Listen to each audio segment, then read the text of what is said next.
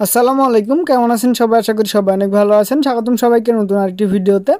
আজকের ভিডিওতে মূলত আমরা টাচ বার নিয়ে আলোচনা করার চেষ্টা করব। তো চলুন কথা না বাড়িয়ে ভিডিওটি শুরু করি। তো টাচ বার মূলত আমরা যে সফটওয়্যার বা যে অ্যাপ্লিকেশন নিয়ে কাজ করি সেই অ্যাপ্লিকেশনগুলো যেখানে শো হয় সেটি হচ্ছে টাচ বার, অর্থাৎ আমরা যে কাজগুলো করি সেগুলো দেখায় যেখানে সেটা হচ্ছে টাচ বার। তো দেখতে পাচ্ছেন এখানে টাচ বারটি আছে। এখানে যে নিচে ডেস্কটপে যে একটি লেয়ার দেখতে পাচ্ছেন এটি হচ্ছে মূলত টাস্ক বার। তো আমরা যে সফটওয়্যার বা অ্যাপ্লিকেশন বা যে কোনো ফোল্ডার নিয়ে কাজ করব তখন সেটি এখানে দেখাবে। যখন আমরা একাধিক প্রোগ্রাম নিয়ে কাজ করব সেটি এখানে দেখাবে কোনটা নিয়ে আমরা বর্তমানে কাজ করছি, কোন অ্যাপ্লিকেশনটি বা কোন প্রোগ্রামটা এখন রানিং আছে বা রান করা আছে সেটা আমরা এখানে দেখতে পারবো। তো এটা সর্বপ্রথম যেটা আছে সেটি হচ্ছে স্টার্ট বাটন। স্টার্ট বাটনে ক্লিক দেওয়ার পরে আমরা বেশ কয়েকটা অপশন দেখতে পাবো। তো এখানে সর্বপ্রথম যদি আমরা এই সাইডে দেখি তো এখানে দেখতে পাচ্ছেন আমার নাম দেওয়া আছে, অর্থাৎ আমার যে উইন্ডোজ দেওয়া আছে বা আমাদের পিসির যে অ্যাকাউন্ট আছে এই অ্যাকাউন্টটির নামে আমার নাম দেওয়া আছে। আপনারা যদি আপনার নাম দেন সেই নামটি এখানে দেখতে পারবেন। তো আমরা যদি এখানে ক্লিক দিই, ক্লিক দেওয়ার পর দেখতে পাচ্ছেন আমাদের পিসিটি ওপেন হয়ে গেছে। এখানে আমাদের কন্ট্যাক্ট আছে, আপনার ডেস্কটপ আছে, ডাউনলোড আছে, ফেভারিট আছে, আইডিয়াল আছে, লিঙ্কস আছে, ডকুমেন্ট আছে এবং আপনার ডেস্কটপে যে সফটওয়্যারগুলো লিঙ্ক করা আছে সেগুলো এখানে দেখতে পাবেন। তো এটা আমরা আর দেখাচ্ছি না। দেন এখানে দেখতে পাচ্ছেন ডকুমেন্টে যদি আমরা ক্লিক দিই তো দেখতে পাচ্ছেন আমাদের ডকুমেন্ট ওপেন হবে, অর্থাৎ আমাদের ডকুমেন্টে যা যা আছে সেটি এখানে ওপেন হবে। তো আমরা ডকুমেন্ট আরেকভাবে ওপেন করতে পারি, তার জন্য আমরা পিসিটি ওপেন করব। ওপেন করার পরে এখানে দেখতে পাচ্ছেন ডকুমেন্ট, এখানে যদি আমরা ক্লিক দিই তো দেখতে পাচ্ছেন এই ডকুমেন্ট আর এই ডকুমেন্ট সেম টু সেম, অর্থাৎ ডকুমেন্ট এটি। তো আমরা এটি কেটে দিচ্ছি। তো আশা করি বুঝতে পেরেছি ডকুমেন্টটা কী। দেন আছে পিকচার যদি আমরা ক্লিক দিই, ক্লিক দেওয়ার পর দেখতে পাচ্ছেন আমাদের পিকচার ফোল্ডারে যা আছে সেটি এখানে দেখাচ্ছে। দেন তারপরে যেটা আছে সেটা হচ্ছে মিউজিকে ক্লিক দিলে আমরা মিউজিক ফোল্ডারটি এখানে দেখতে পারবো। ওকে, দেন এখানে আছে দেখতে পাচ্ছেন গেম, যদি আমরা গেমে ক্লিক দিই তো আমাদের পিসিতে যে সকল গেম আছে সেগুলো আমরা এখানে দেখতে পারবো। তো দেখতে পাচ্ছেন এখানে ডিফল্ট কিছু গেম আছে, এই গেমগুলো আমরা খেলতে পারবো। ওকে, দেন আছে কম্পিউটার, যদি আমরা কম্পিউটার ক্লিক দিই আমাদের কম্পিউটারটি ওপেন হবে, আমাদের ড্রাইভগুলো দেখতে পারবো। ওকে, দেন দেখতে পাচ্ছেন কন্ট্রোল প্যানেল। তো কন্ট্রোল প্যানেল মূলত হচ্ছে আমাদের কম্পিউটারের কন্ট্রোল। তো কম্পিউটার সকল সিস্টেম কীভাবে কন্ট্রোল করা যায় সেটি এখানে দেওয়া আছে, সকল কিছুর অ্যাক্সেস এখানে আছে। তো এই কন্ট্রোল প্যানেল নিয়ে আমরা পরবর্তীতে আলোচনা করার চেষ্টা করব। আজকে শুধু দেখিয়ে রাখলাম এই কন্ট্রোল প্যানেলটা কীভাবে ওপেন করতে হয়। ওকে, তো আমরা এটি কেটে দিচ্ছি। ওকে, দেন দেখতে পাচ্ছেন ডিভাইস অ্যান্ড প্রিন্টার, এখানে যদি আমরা ক্লিক দিই তো দেখতে পাচ্ছেন আমাদের পিসিতে কয়টি প্রিন্টার এবং কয়টি ডিভাইস অ্যাড করা আছে সেগুলো এখানে দেখাচ্ছে। তো এটি আমরা কন্ট্রোল প্যানেলের মধ্যে পেয়ে যাব। তো কীভাবে এখানে আসবো তো আমরা কন্ট্রোল প্যানেলের ক্লাসে দেখানোর চেষ্টা করব। ওকে, তো আমি এটি কেটে দিচ্ছি।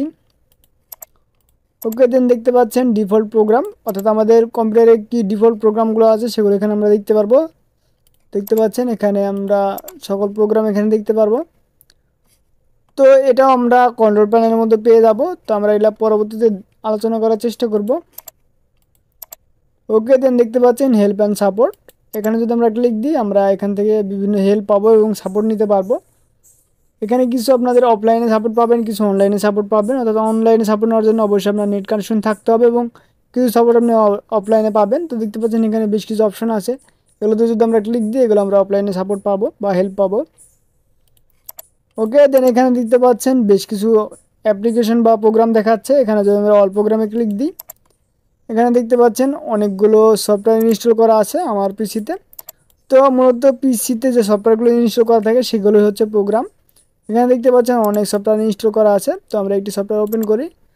তো এখানে যদি আমরা এটি ওপেন করি দেখতে পাচ্ছেন আমাদের প্লেয়ারটি ওপেন হয়ে গেছে। তো এটা আমরা এখানে পিন করে রাখতে পারবো। তো পিন করার জন্য আমরা এখানে রাইট বাটনে ক্লিক দেবো। ক্লিক দেওয়ার পর দেখতে পাচ্ছেন এটা আমাদের পিন করা আছে।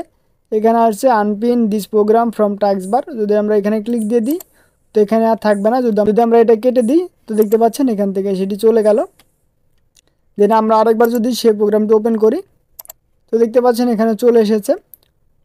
তো আমরা যদি এখানে রাইট বাটনে ক্লিক দিই, ক্লিক দেওয়ার পর দেখতে পাচ্ছেন pin this program to taskbar, যদি এখানে ক্লিক দিই তো এটা এখানে পিন হয়ে থাকবে, অর্থাৎ আমরা এটা কেটে দেওয়ার পরেও এখানে থাকবে। আমরা যদি এখানে ক্লিক দিই তো আমাদের সেই প্রোগ্রামটি রান হয়ে যাবে।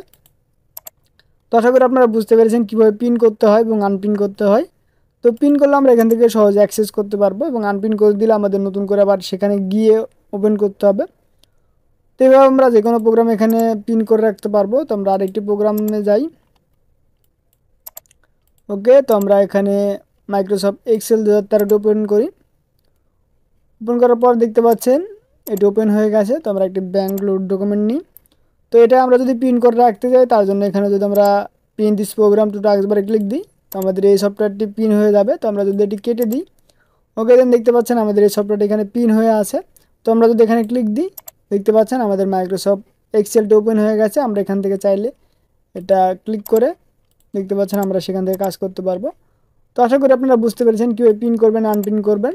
তো এখানে সবগুলোই আনপিন করতে পারবেন। আমরা যদি এটা আনপিন করে দিই দেখতে পাচ্ছেন আনপিন দিস প্রোগ্রাম, এখানে ক্লিক দিয়ে দেখতে পাচ্ছেন সেটি হারিয়ে গেল। তো এভাবে আপনারা যে কোনো প্রোগ্রাম এখানে পিন করতে পারবেন, আনপিন করতে পারবেন। আশা করি আপনারা বুঝতে পেরেছেন। ওকে, দেন এখানে দেখতে পাচ্ছেন একটা অ্যারো আইকন, এখানে যদি আমরা ক্লিক দিই এখানে দেখতে পাচ্ছেন কিছু হিডেন প্রোগ্রাম আপনাদের কম্পিউটারে রান হয়ে থাকে। সেই হিডেন প্রোগ্রামগুলো এখানে দেখতে পাবেন। এখান থেকে আপনি চাইলে কাস্টমাইজ করতে পারবেন। কাস্টমাইজে ক্লিক দেওয়ার পরে এখান থেকে আপনারা কী নোটিফিকেশন শো করাবেন, কী করবেন এখানে দেখতে পাচ্ছেন। এগুলো নোটিফিকেশন আসবে কি না এবং এগুলো শো করবে কি না সবগুলো আপনি এখান থেকে অ্যাড করে দিতে পারেন। দেন এখানে ওকে বাটনে ক্লিক দিয়ে দেবেন।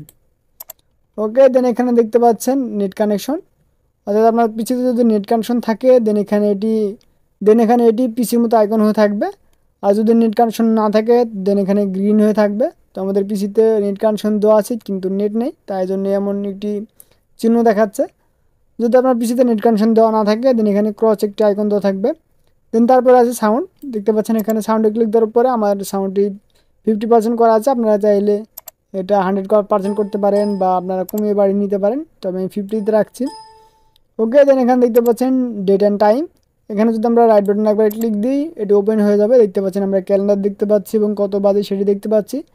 আমরা চাইলে এটি চেঞ্জ করতে পারবো। চেঞ্জ করার জন্য change date and time settings এখানে ক্লিক দিব। ক্লিক দেওয়ার পর দেখতে পাচ্ছেন এখানে ক্লক আছে, ডেট অ্যান্ড টাইম, দেন আছে অ্যাডিশনাল ক্লক, দেন এখানে আছে ইন্টারন্যাশনাল টাইম। তো আমরা প্রথমটিতে যাই, দেন এখানে দেখতে পাচ্ছেন চেঞ্জ ডেট অ্যান্ড টাইম, এখানে ক্লিক দিব। তারপর দেখতে পাচ্ছেন আমরা এখান থেকে চাইলে যে কোনো ডেট সিলেক্ট করতে পারবো অথবা টাইম চেঞ্জ করতে পারবো। দেন এখান থেকে আমরা ওকে বাটনে ক্লিক দিয়ে দেবো। ওকে, অথবা আমরা চাইলে অটোমেটিক করতে পারবো। তার জন্য এখানে চেঞ্জ টাইম জোন সিলেক্ট করতে হবে, অর্থাৎ আপনার এই পিসিটি বা আপনি কোন লোকেশনের টাইমটি একজ্যাক্ট চান। তো আমাদের এখানে ঢাকা দেওয়া আছে, আপনারা চাইলে যে লোকেশনের টাইমটি জানতে চান সেই লোকেশনটি সিলেক্ট করে দেবেন। তো আমরা যদি সেই লোকেশনটি সিলেক্ট করে দিই দেন আমাদের সেই টাইমটি অটো হয়ে যাবে এবং অটোমেটিক টাইম অ্যাড হয়ে যাবে। দেন এখানে ওকে বাটনে ক্লিক দিয়ে দেবেন। ওকে, তো আমরা যদি আরেকবার যাই এখানে দেখতে পাচ্ছেন অ্যাডিশনাল ক্লক, এখান থেকে আপনি চাইলে অ্যাডিশনাল ক্লক অ্যাড করতে পারবেন, অর্থাৎ অন্যান্য দেশে যদি আপনি টাইম দেখতে চান সেটি এখানে সেট করতে পারবেন। তার জন্য এখানে দেখতে পাবেন শো দিস ক্লক, এখানে আপনি টাইম জোন সিলেক্ট করবেন, অর্থাৎ কোন জায়গার টাইম জানতে চান। তো আমি এটা সিলেক্ট করছি। দেন এখানে যদি অ্যাপ্লাইতে ক্লিক দিই দেন ওকে। তো দেখতে পাচ্ছেন এখানে আমাদের দুইটি টাইম জোন তৈরি হয়ে গেছে। দেখতে পাচ্ছেন এটি আমাদের বাংলাদেশে এবং এটি যে আমরা টাইম জোন দিয়েছি সেই দেশের। তো আশা করি আপনারা বুঝতে পেরেছেন। এবং ডিলিট করার জন্য আপনারা সেম টু সেম এখানে যাবেন, অ্যাডিশনাল ক্লকে যাবেন এবং এটি শো দিস ক্লক এখানে ক্লিক দিবেন, দেওয়ার পরে অ্যাপ্লাইতে ক্লিক দিবেন, দেন এখানে ওকে দিয়ে দেবেন। দেন দেখতে পাচ্ছেন আপনাদের টাইম জোন হারিয়ে যাবে এবং একটিই থাকবে।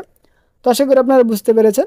তো আজকের ভিডিও পর্যন্তই, দেখাবে পরবর্তী ভিডিওতে নতুন আইটি টপিক নিয়ে। সে পর্যন্ত সবাই সুস্থ থাকবেন, ভালো থাকবেন, আল্লাহ হাফেজ।